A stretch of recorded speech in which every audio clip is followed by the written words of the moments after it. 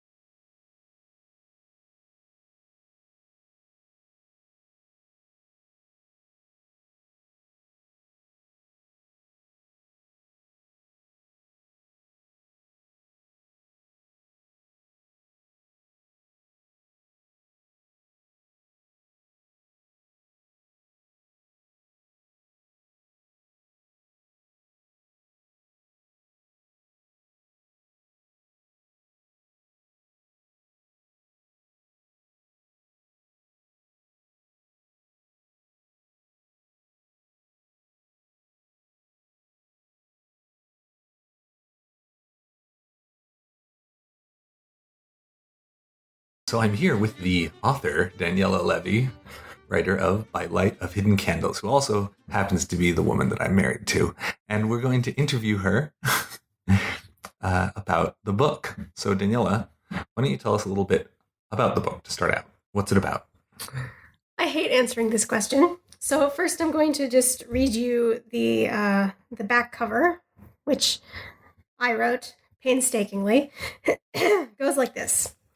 In a mud hut in the Jewish quarter of 16th century Fez, a dying woman hands her granddaughter a heavy gold ring and an even heavier secret. 500 years later, Alma Ben-Ami journeys to Madrid to fulfill her ancestor's final wish. She has recruited an unlikely research partner, Manuel Aguilar, a young Catholic Spaniard whose beloved priest always warned him about getting too friendly with Jews.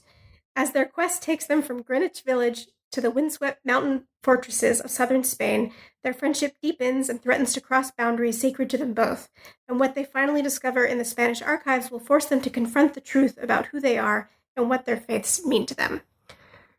So it's a historical novel, sort of half or a third in 15th century Spain and 2/3 in modern times in New York and Madrid.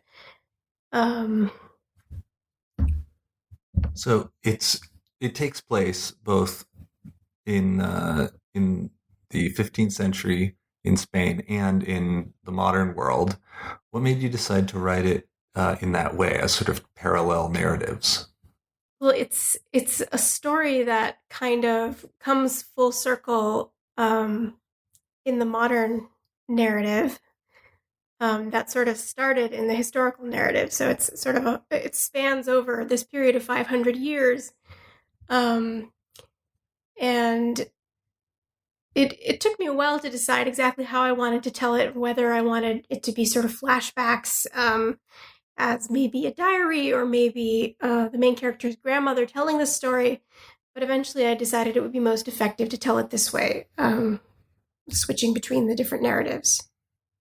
Doing that, writing of a historical novel, it takes a lot of research and background knowledge. You're not an academic, so you weren't sitting around in your study at the university plowing through the library stacks. So how did you gather together the information you needed to write about something that happened 500 years ago? So I was not sitting at a desk in a library muddling through stacks of books, but I was sitting at my desk at home doing that. It's a lot easier to do research now on the internet than it ever was. I was able to find a lot of information, books, also through Google Books. I read excerpts from there. I found academic articles. And I think most sort of remarkably, I was able to sort of tour the modern cities that I was writing about using Google Street View and videos on YouTube. They have these videos, these very boring videos that tourists took from the top of these tour buses in Madrid, of them just like driving around for 20 minutes, so I could see what Madrid looks like from the top of this bus, or like a dash cam that somebody had from for the drive from Madrid to Toledo, like as if anybody else is interested in that. But I was able to see it and see like what the landscape looked like that way. I also took some online courses. One of them was the Deciphering Secrets course, which is part of the Revealing Conflict and Cooperation project, run by Professor Roger Martinez Davila. So the Deciphering Secrets course was part of that project that involved learning how to decipher 15th century Spanish manuscripts, and how to study them. So it was exactly the sort of thing I needed to learn. So I've taken a few courses from that series. I also took a course on the relationship between the church and the Jews in Italy, and on the Alhambra in Granada, just its history and architecture and all that stuff. So speaking about the church and the Jews, so in this book, there's a lot about, it's basically about a number of different kinds and types of relationships and different times between Jews and Christians. And I have a feeling, actually I know from reviews that you've gotten, that you get attacked from both sides, in the sense that you've got some very devout Jews who think that you're too generous to Christianity in the book. And you have, I would guess, if I haven't seen it yet, there will be probably some devout Christians who think the book is too dismissive of Christianity and too Jewy. And sort of the way the narrative plays out, no spoilers, but there will be I don't think it's a spoiler to say that it revolves around the issue of romance between people is committed to two different religions and how that plays out. And that might be a bit controversial for a lot of people. So how would you respond to someone who's critical of that, who feels that in either direction?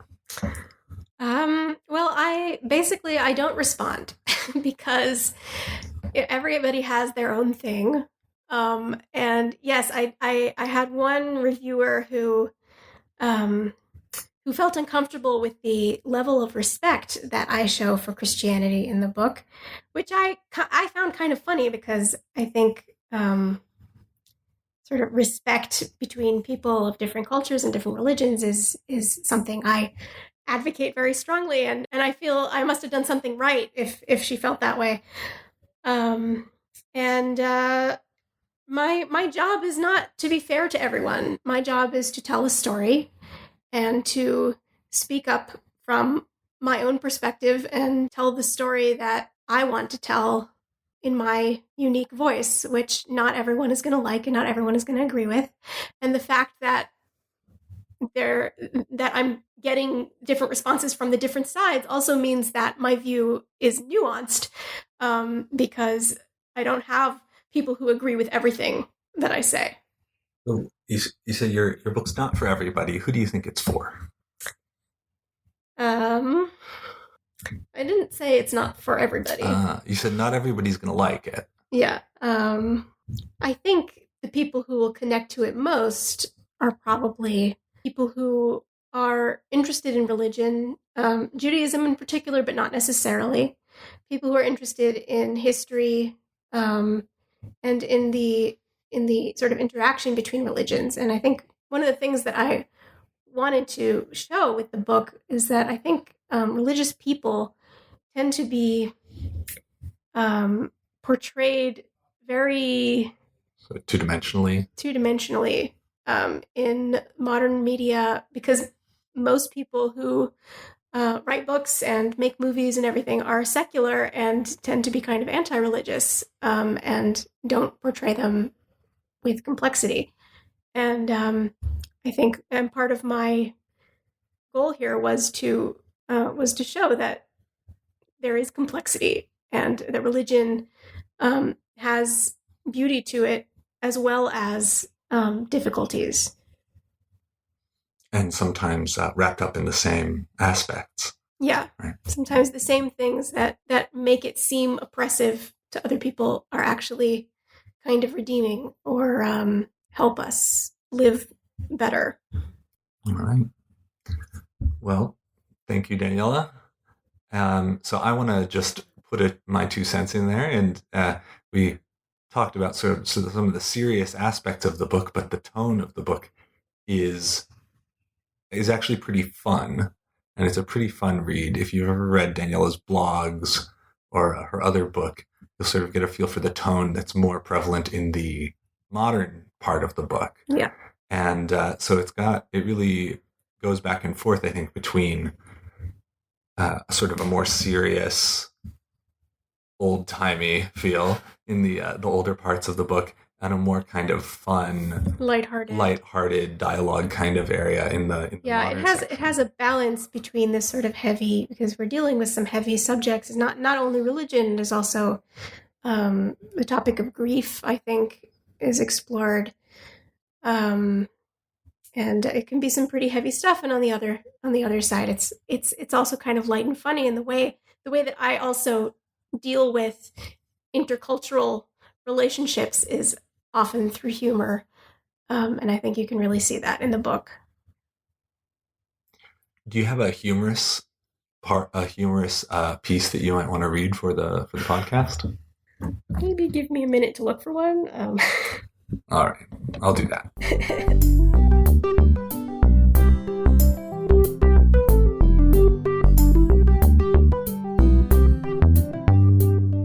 Knock, knock, I said as he came into view, curled up on his bed with a book. He looked up. Alma! He sat up and looked me up and down. You look nice. What's the occasion? Shabbat starts in like an hour. Oh, right. Friday evening, when my mother suddenly becomes the most popular woman on the block. Huh? Your mother? There is always some neighbor or other who forgot to leave the right lights on or something, coming to ask my mother for help. Oh, excellent. Then you know all about being a Shabbos goy. A what? Get dressed. We're going to the Chabad house for services and dinner. Manuel blinked at me. We? I walked over to the wardrobe next to his bed and yanked it open. You've got a suit in here, right? I scoured the hanging rod and spotted one. You want me to come with you to synagogue? No, I said, snatching the hanger off the rod and tossing the suit at him. You want to come with me to synagogue. Don't be so coy. I know you're curious. I paused. Also, I need you to carry this for me. I lifted my bag. He eyed it suspiciously. Why? Because there's no eruv and I'm not allowed to carry things outside. But you're allowed to make me carry things for you? One of his thick eyebrows was raised skeptically. No, but if you were to happen to feel like carrying this for whatever reason, that would be totally fine. Same goes for things like turning on lights and whatever. I'm not allowed to ask you directly. He narrowed his eyes. And what if I don't feel like it? Hurry up, we need to stop by my place on the way so I can light candles. I turned and walked out of the room, but before I closed the door, I caught him mumbling something to himself in Spanish about his mother. What was that? I asked. Nothing. Admit that the main reason you're dragging me along is that you will get hopelessly lost without me. I shut the door. So there's this playful aspect to the sort of interfaith thing, and then it gets more serious at different points in the book. And if you, the reader, would like to read the whole thing, where can we direct them to find your book? Amazon. You can just search for By Light of Hidden Candles, or my publisher's website, kasvapress.com. So how do you spell? So that's KASVA.com or KosvaPress.com. Press. KosvaPress.com. And of course, you can also find anything and everything that Daniella is doing at her website, which is Daniella-Levy.com. Thanks, Daniella, and wishing you, me, and us much success with the book. Be'ezrat Hashem.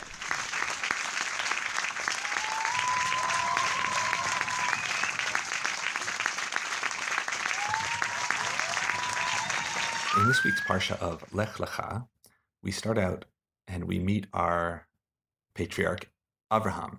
Although he's not named that, he's still called Avram.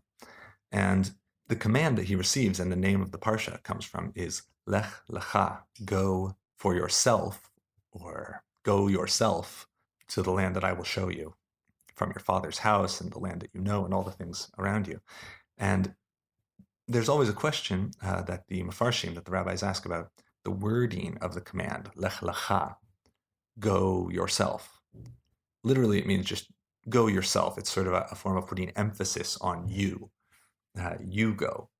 But it's really unnecessary. You could just say Lech, go. And so our commentators, the rabbis, the medieval rabbis, and in the Talmud, they comment that really it means possibly two different things which are intertwined. One is to go for yourself, meaning for your own good. That this way of speaking is God's way of saying, I'm telling you to do this, but it's not because it's something I want. It's not because something I, God, want to see in the world, although I want your good too, obviously. I'm doing this, I'm telling you to do something for your own good, something that's going to be good for you.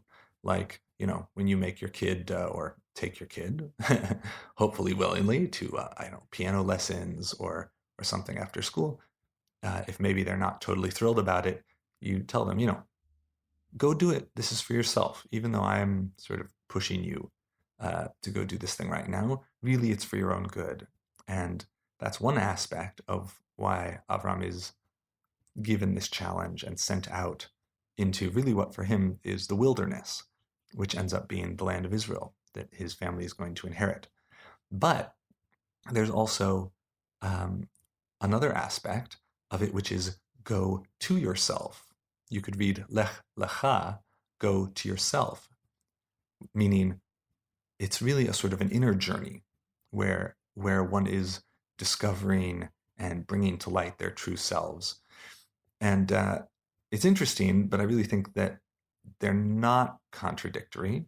And the idea here is really universal, and it's about our lives and the way we live them every day. When we are sent on a mission, we usually don't have the benefit of hearing a voice from the sky give it to us. We have to sort of feel it out ourselves, but God gives us certain challenges, and those challenges are certainly meant to help us develop into our fullest selves and to really realize who we can best be in the world. A lot of us are good sometimes at seeing this post facto. After the fact, we look back and we see, this, that, and the other challenge that I saw, that I went through. It really helped me develop in all these ways.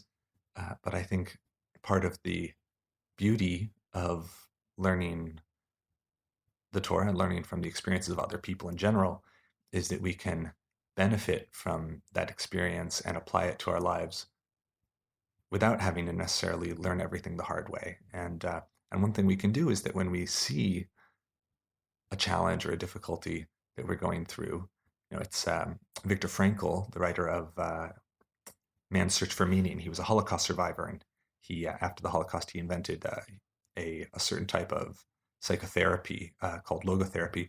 But one of the things that he discussed in the book and about his survival of the death camps was that pain was part of everybody's experience. But the people who survived, the people who were able to maintain a sort of mental strength and push through, were people who were able to frame their pain in a way that it wasn't just meaningless suffering. They were able to give it meaning. and that human beings are really sort of the meaning-seeking animal. And that's what this perspective gives us, is that if we know that everything comes from God and that every challenge is meant for us in some special way, and that we are meant to grow and learn through it, it can really also help you in the moment. I can definitely speak for myself with sort of the medical issues I've been having recently, that having this perspective is one of the most powerful things I've found to help keep a person from despairing, just in general. That not only is it that it'll all turn out well, but the process of it turning out is part of the plan. The process that you're going through, the pain that you're experiencing, one way or another, even if it's terrible and we don't understand why, and even if it ends with your death, God forbid, for many of the people that Viktor Frankl wrote about, that there's a process of redemption going on there. Rav Kook, the founder of, I'd say the father of what we call religious Zionism, Orthodox Judaism, which is in support of the modern state of Israel, even though it's secular, wrote that the world is going through a process of redemption. And this process of redemption is going to end in the ultimate redemption. Our job is to join in with that natural, so to speak, process of redemption that's going on. And that process really, at least as far as the Jewish experience is concerned, is an experience which started with Abraham. Abraham was another attempt after the world was destroyed and Noah survives and starts to rebuild the world. This is another attempt of God to bring man close to him and bring the world to the ultimate redemption. And that's a process that's been ongoing for the last roughly 4,000 years since then.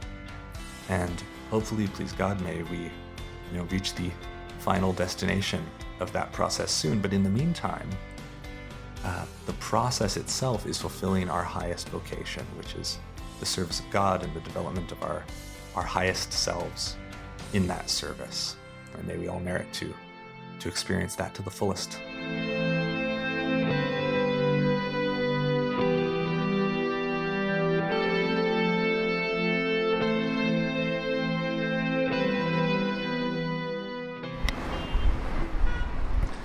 I'm standing here at Jaffa Gate, just outside the old city of Jerusalem, Yerushalayim, and I'm looking out over the Montefiore neighborhood, Mishkanot Sha'ananim. In the late 1800s, Sir Moses Montefiore, a very wealthy Jew, came to Israel and he visited the Jewish community that was in the old city. And he saw that basically they were living in medieval conditions. He came from England, where it was everything was modern, and they had, they had recently put in modern plumbing, and they had street lights and all these wonderful things. And he came to Israel and he saw that in the land of Israel, then under the rule of the Ottomans, that in Jerusalem the Jews were living in medieval squalor. There were typhoid epidemics going, and people would get sick all the time. There was sewage running in the streets. It was disgusting. And so he donated a bunch of money to build this neighborhood just outside the walls of the old city, the first neighborhood outside the walls.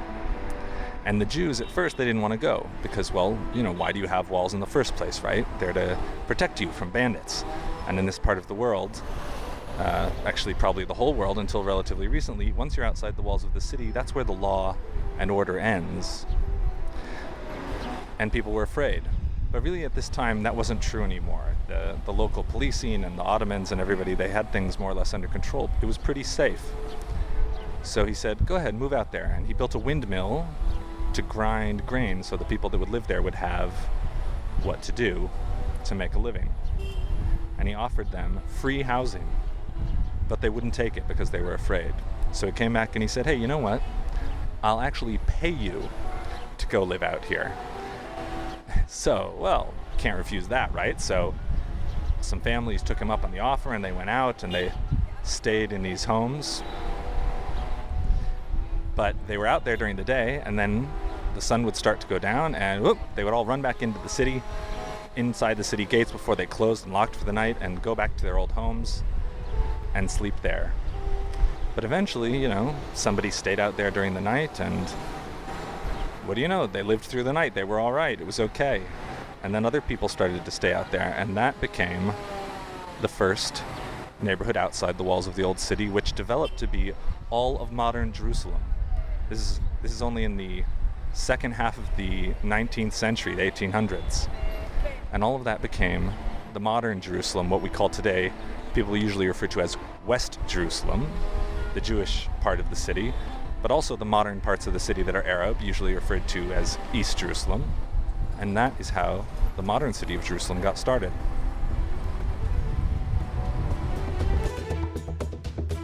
And that's all for this episode of the Jewish Geography Podcast. I'm your host, Rabbi Eitan Levy. You can find out more about me or about the podcast at rabbieitan.com, RABBIEITAN. And if you like the podcast, please click on that Patreon link there and pledge some support, $1 a month or $3 a month or more. Whatever you can afford is very much appreciated and will help keep this podcast going. And in the meantime, I hope we should all merit to find and go out to our true selves in service of God. And I will be back to talk to you again, Bezrat Hashem, next week.